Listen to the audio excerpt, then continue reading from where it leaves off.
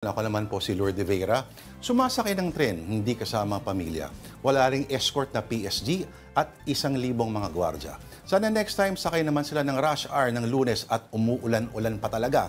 At pagbaba ng stasyon, maggulaman at siomay na merienda. Paraan yan to unite like this show for the common man called Afternoon Delight. Lourdes Vera naman po ang aking pangalan. Impeach na raw ang panawagan.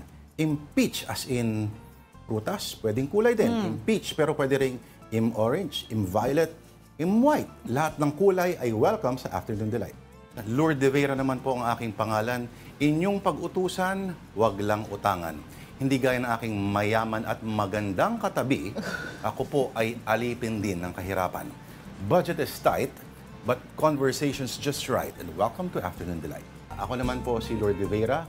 Maraming bigote sa balbas, pero kulang sa pera. Ilan sa mga acronyms na dapat yung maalala? NCAP, sa MMDA No Contact Apprehension na programa. Sabi naman ng idol ko si Ted Filon kanina tungkol sa impeachment. NCAP, na kay Cheese ang problema.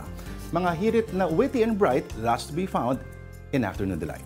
I am Lourdes Vera. Not De Vera, but De Vera.